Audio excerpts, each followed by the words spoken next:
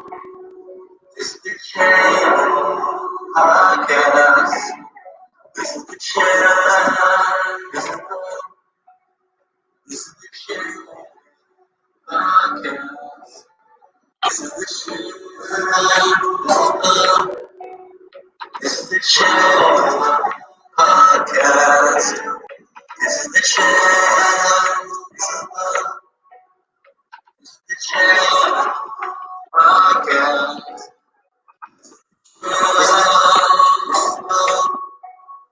This is the channel podcast. This is the channel. This is the channel.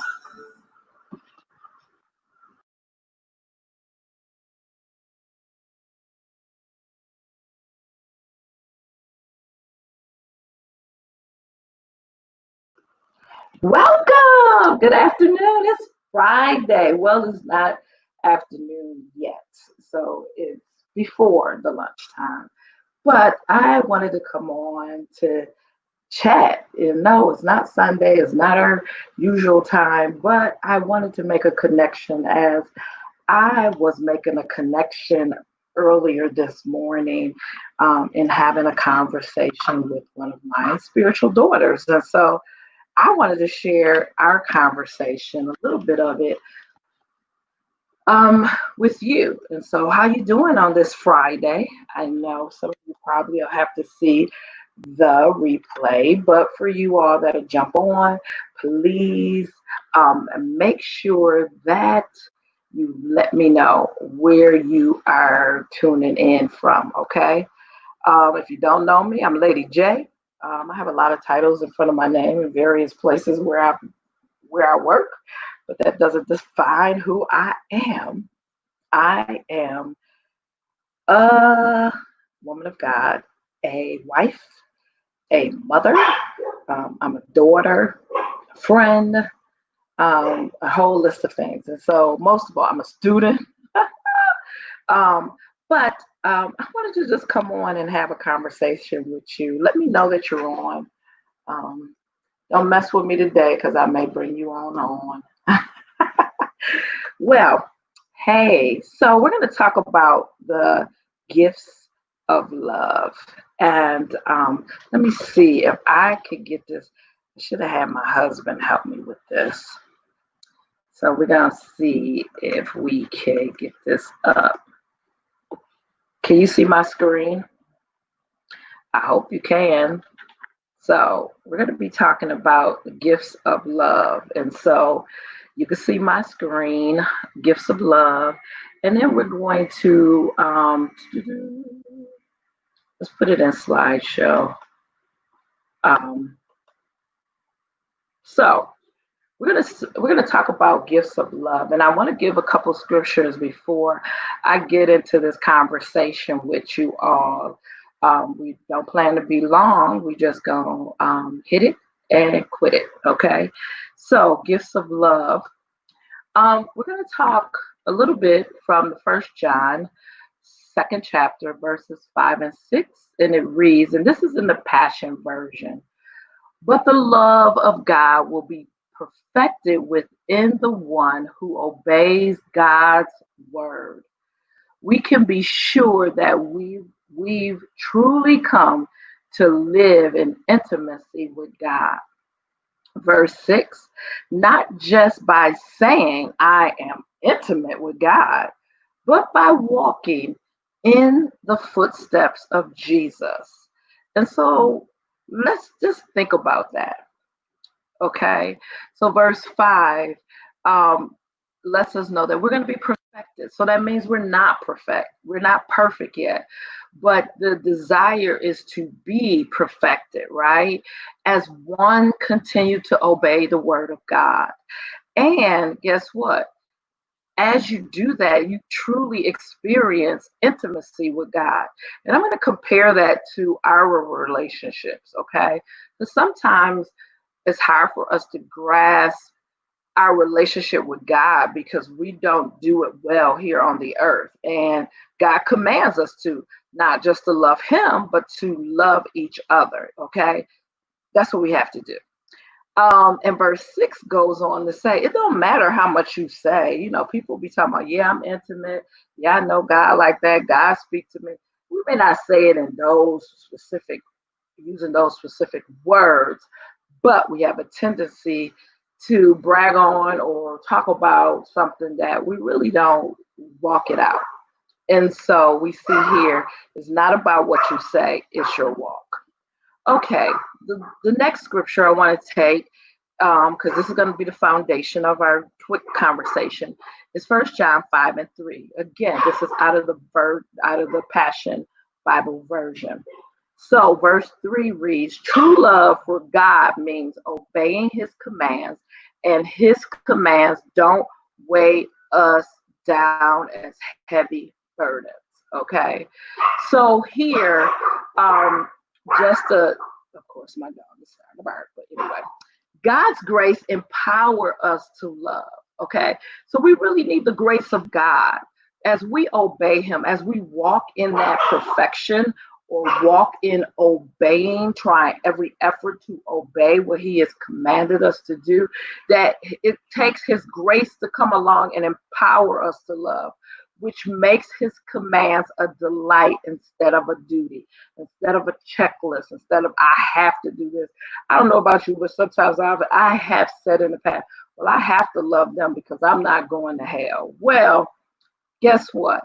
The Lord is letting me know that his grace empowers me to love in spite of those who despitefully use me, those that don't understand me, those that may offend or hurt me or whatever it may be. He empowers me with his grace. He gives me the ability to do it, right? So I have to come into the place and the knowledge and knowing that I cannot love without God. And I want to love him intimately, but to do that, I need his power, his grace. And I love this. Spontaneity of love is never crushed by the commands of a loving God. Oh my gracious. I love spontaneity, right? But guess what? When we do that, just automatically without even thinking, because it's in some of us to do that, um, it's never crushed by God, okay? Now let's get into our conversation. Uh-oh. Okay, I need to go back. Here I am. I hope you all were seeing me. um, okay, let's talk about this. So, the conversation that I was having earlier, I realized that a lot of times we say we love each other or we love God, right? And sometimes our love is contingent on um, what somebody can do for us. And so a lot of times we don't like to use this word is bribery or manipulation or um, yeah, those two words that I come up with. You come up with some, but we use that to try to get the person to respond the way we want to. We know, well, maybe some of you don't know, but they show this comedically on TV that wives usually say they have a headache. When it's time to be intimate with their husbands, they'll say they have a headache or they'll get busy with the kids or whatever it is, right? But when they want something from their husbands, they use their bodies as a way of saying, okay, I'm going to give you this and you give me that. And that's only one. There's ways that men manipulate their wives of, okay, I'm going to let her go shopping so that I can go buy this new car or boat or whatever it may be, right? People don't really want to look at it, but that is manipulation versus just coming out and saying, I want to go buy a car. I'm not giving somebody an opportunity to go shopping because I want them to do something for me instead. Okay. So I was having this conversation and I realized it dawned on me that God, there are people that we love that we know are in need, or people come to us and they may have need, whether it's food, whether it's shelter, whether they mismanage their money and bills need to be paid, a car note need to be paid, whatever it may be, right? And they come to us and we give to them if we have, right? And that's wonderful. That's fine, right? Excuse me. And we think that we're loving because we're giving, and we're helping, right? But I thought about it. What about the ones that they don't need their gas bill taken care of? They don't need your assistance. They don't um, financially need you to help them. How are you displaying love towards them? And so in our conversation, I realized that, you know, some of the things that, and I'm not 100% at this, but I believe that the reason why the Holy Spirit has brought this to my attention is so that we become aware of our thinking and our behavior. And if we're aware of our thinking, our behavior will change, right? Okay. Because our thinking influence our feelings and our feelings influence our actions. So I've really been focusing on this thinking. So I'm thinking love, and I'm thinking, how do I love those that don't maybe financially need me, right? And so I thought about it, and it's just wonderful when we have family members that maybe they're financially secure, but you can still show love by sending a card or doing something nice for someone. Okay. So a lot of times, a lot of people, their perception, and we are blessed, don't get me wrong.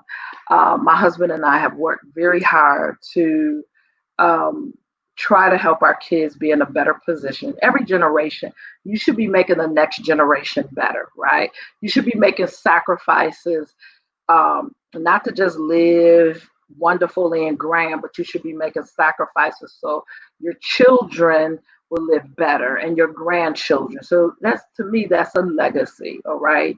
You're putting them in a position, a better position than you were in. And so I think, a lot of times people, they'll see, oh, they're taken care of, they're good to go. Their parents or their family have, they fine. In actuality, they still need love outside. They still need to be acknowledged. Okay. So I thought about some people that when I was going through school, my parents didn't have everything, but we were better off than a lot of people. And I remember going to my mailbox, and because I worked and I didn't call home, I didn't call my family or my siblings or my parents and say, I need money for laundry, I need money for this. I was a worker. But I remember multiple times that one of my aunts would send me just a letter, just a card, and it didn't have any money in it. It wasn't the point of the money. It was just knowing that she was thinking about me. And I was like, I was so happy. I would leave the post office, with this one envelope. How sometimes sad it is that you go to your mailbox and nothing is there for you as a student and you're away from home, right? And so, that meant a lot. And so early on, I had nieces and nephews who went away for school. I tried to stay on top of it after I had my children.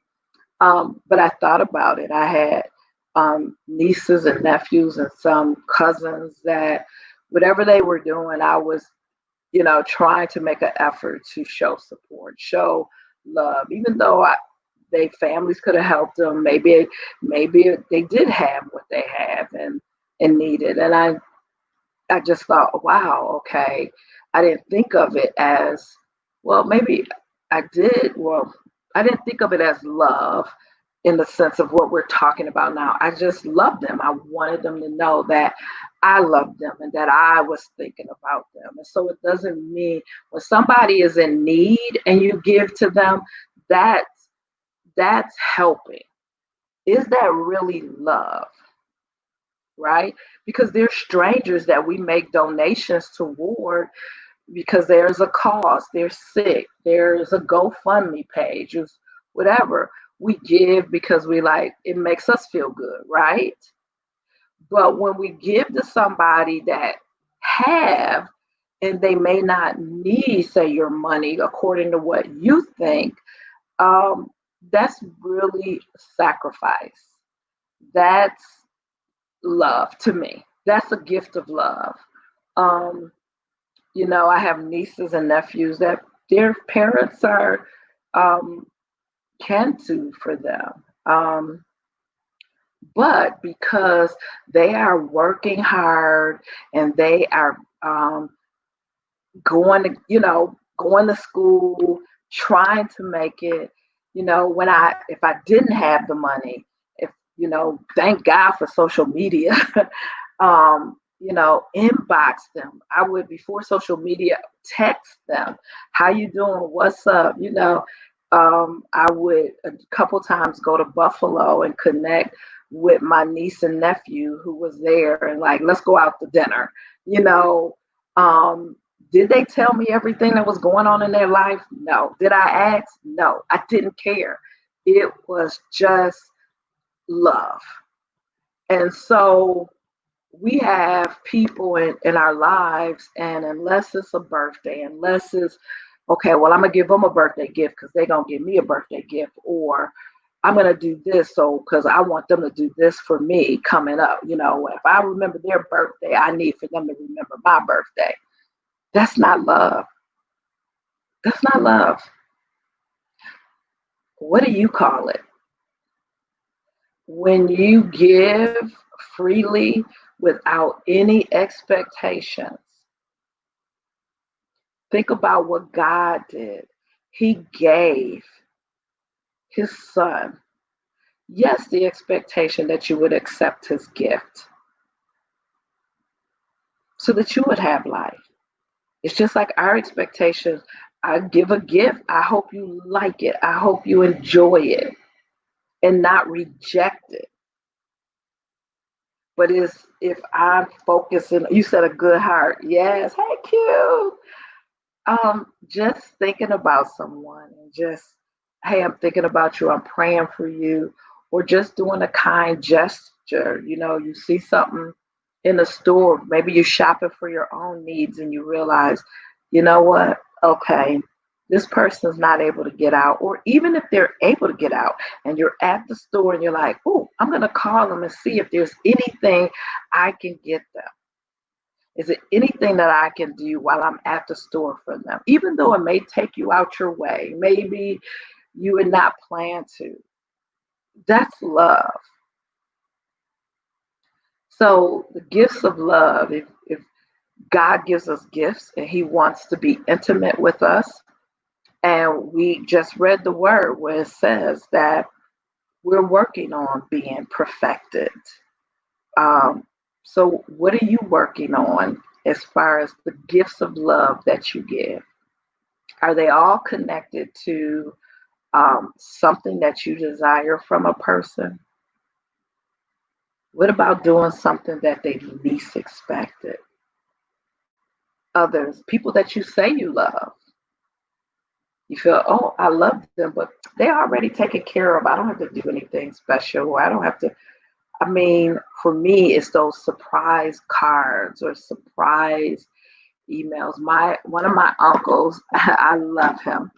I love all my uncles, but he did something very special and he didn't have to do it because it really was God prompting me to say, you can help him. I know you're busy, but I need for you to stop and get on your computer and help him. And it wasn't that I didn't want to help. It's just sometimes we get busy and we get so focused. And so I was focused on, I'm in this meeting, I got to get this meeting done. But in that act of love, and I was so happy, so happy after we worked it out. I'm like, yes, I was so happy for him. And it only took me not that long. If it was an hour, it just was like the benefit from it. And I wasn't expecting. When he sent me a card, I was like, oh my God. And I opened it up and I was shocked that he had sent me some money. And I contacted him. I'm like, you didn't have to do this. I did it because you needed to help and I love you.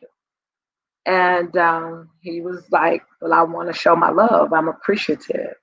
And so I was like, wow, at first I was like, I'm gonna just send him this money back. And I was like, okay, am I rejecting his love or am I gonna accept his love? You know, how am I gonna handle it? Because then I started thinking, well, he needs his money. And I was like, okay, stop it, Jeanette. Don't reject the gift that he's giving you, the gift of love, because it wasn't something you was expecting. You did what you did because you cared and you wanted to help. And so from that day forward, he continues to send me. I look now. I'm like, oh, I'm like collecting his cards, and I'm thankful for not because the gift of money, you could spend it if you're not wise, if you don't purpose it for something that you could look back and say, oh man, this is what I bought from my uncle. I need to think about that.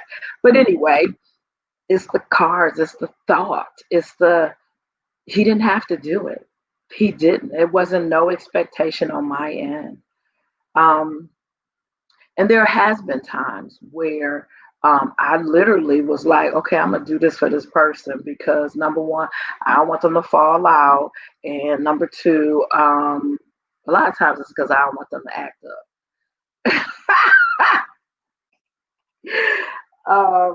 And I have to think about, I do for my children with no expectation that they're gonna do for me. Oh, you're gonna remember me on my birthday. I just know they are. Sometimes now I get to the point where I'm like, okay, last birthday I told them, don't buy me anything, just give me money so I can buy my airline tickets to go back and forth to California. You know, don't go trying to buy no big gifts or stuff that I'm not going to use. So I'll tell them that way. But it's part of our dynamic in our family, our immediate family, is to gift, to show love. And I have people that send me cards, and I've had several people gift like thousands of dollars in this pandemic that I didn't ask for. And I thought about it. I'm like, oh, did I even I told them thank you or whatever, but God, let me just do something special. If it's nothing but speaking a word, or what would be special? What would be lasting? What would they remember? It's just like when those lepers were healed and one came back just to say thank you.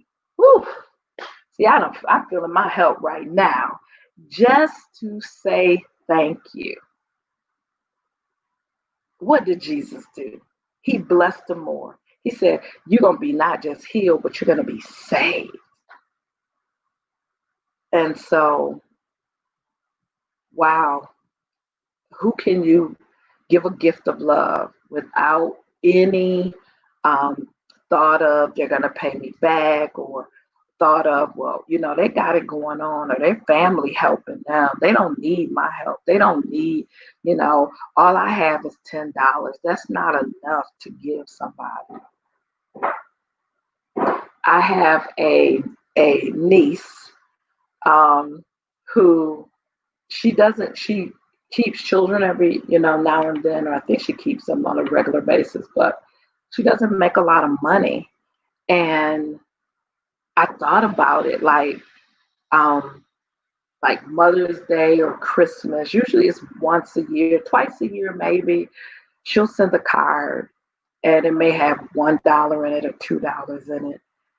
And When I get the card, I'm like, man, the sacrifice of number one, going to pick out a card that's appropriate. That's time. Okay. That's somebody time that they'll never get back. That's number one.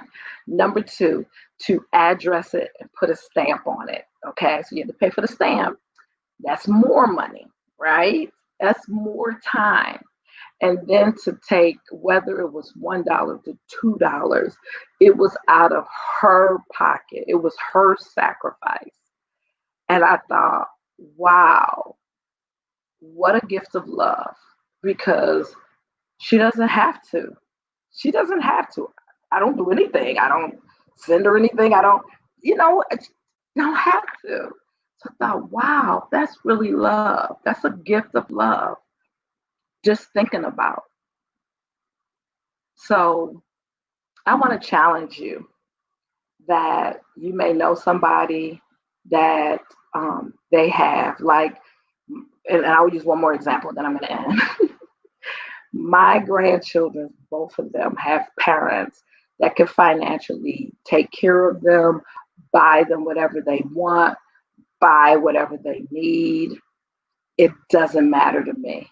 If grandma sees something, if grandma says, oh, I'm going to get them this, okay, I'm going to get their school clothes, I'm going to do this, that's because they're my grandbabies. It's not about their parents being able to afford it.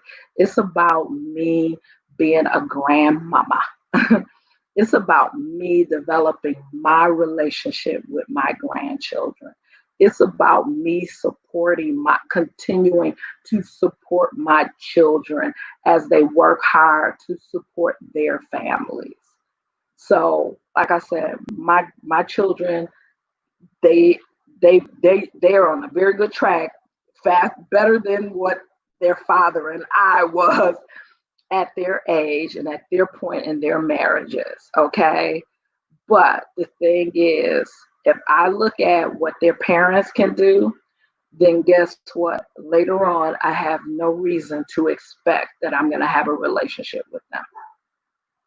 So we have to build relationships. So, if you've been focusing on giving to family members that's always in need and not paying attention to the ones that you think already have their needs taken care of, don't expect when they reach it to the top that they're going to look back on you, because you were not part of their lives. You were not part of the instrument that encouraged them. You were not sacrificing your words of encouragement or praise or acknowledgement. Something to think about. It's just something to think about. I know we have family members that we're family. Truth. But if you wasn't there during my journey, my heartache, my disappointment, my joys. And then as you get older, you realize, well, oh, I got to find somebody that will care, somebody that will call me, somebody that you haven't established a relationship. So right now, my purpose is trying to establish relationship with my nieces and nephews that want it, but also for those that may think, okay, Auntie is busy, she's not thinking about me, but I do. Every now and then, I want to shoot them something and say, you know what? I'm proud of you. I love you. I'm celebrating you. How beautiful you are. Some connection. So I want to challenge you, and I'm going to end the chat. Yeah, babies. I want to end the chat with, I want to challenge you to make a list of those people that you've not even thought of because they've never come to you and asked you for anything, and just give them with a conversation. Call them. That's what I had to learn to do. When my dad transitioned, I was like, wow, am I going to sit and wait and miss the opportunity to develop a closer relationship with my aunts and uncles? No. So I began to call my dad brothers, and my auntie who has, I'm trying not to get emotional, who's always been there, always been an encouragement. When nobody else was doing, she was sending me a card. She was the one taking me to bingo so I can get me a new school outfit. Um, so I just said I'm going to call them every month, and I've learned so much from them. And I just asked God, just forgive me for not reaching out, or not developing that. But I can honestly say there were uncles in my life that one of my uncles, way back when my husband and I, we needed a loan. He was willing to give it to us and trusted us. So I'm very thankful for that. And look at my honey coming. Part of your birthday. Gifts of love. I got some gifts of love. See, look, you went to the mailbox. Ah, Visa cards. Can I have one? You hear people talking about money in the mailbox? Grateful. See, look at, see, look, he gave me one. Thank you, honey. Look, now my daughter over there talking about, I didn't get one. So yeah, do something special. And guess what? When you love, it's always going to be a risk. You may not get love back from that person, but God will send people to love you without restrictions, without ultimatums, without any of that. So, as I say on the bottom, caring is sharing. So share your love today. Make your list. Make sure you share this broadcast so someone else hopefully will learn that giving to people that are in need is not love. It's help. It's support. You know, the rich people give. Why? Because it's a tax deduction for them. And some of them give.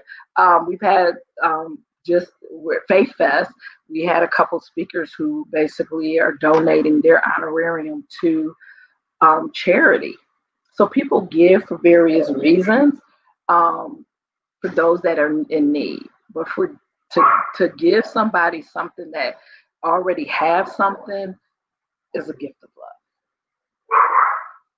Or if you're giving somebody something that need, you know, it really is a gift of love if you're sacrificing and you're giving them your car and you're taking on another car with a car note.